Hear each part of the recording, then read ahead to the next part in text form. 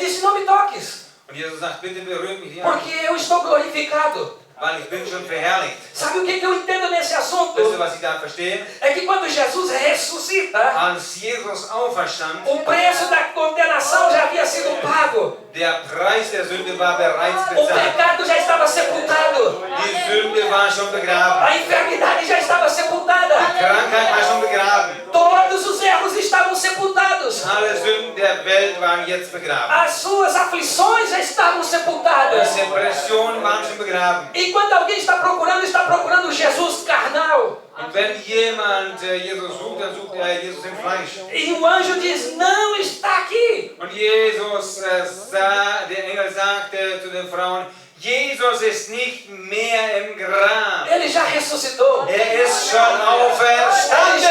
Ele já venceu o pecado e a morte. Hat schon die Sünde und den Teufel besiegt. Ele já venceu o inferno. Hat schon die Hölle besiegt. E agora a vida começa de novo. Und jetzt fängt das Leben erst richtig an. Sabe o que eu quero te dizer nessa Wisst tarde? ihr, was ich heute sagen möchte? Que você está parado, quem sabe, no diagnóstico de um médico. Vielleicht hat der Arzt eine Krankheit festgestellt. Você está parado na resposta de um advogado. Vielleicht erwartest du eine Antwort eines Anwalts. Você está parado no que a tua família está dizendo. Vielleicht sagt die Familie etwas über dich. Você está parado no que os teus amigos te estão falando. Vielleicht gehst du nicht weiter, weil die Leute, deine Freunde dich irgendwann angucken. Oh, mas no dia que você depositou a sua fé no Cristo que foi crucificado, Aber ab dem Tag, wo du deinen Glauben an diesen gekreuzigten und auferstandenen Jesus übergibst, Ele sepultou todas essas aflições para que você desperte dizendo, ainda tem esperança. Jesus sagt, dass du das alles endlich mal begraben musst, damit du endlich sagst, es gibt noch eine Hoffnung für mich. Ainda tem esperança. Es gibt noch Hoffnung.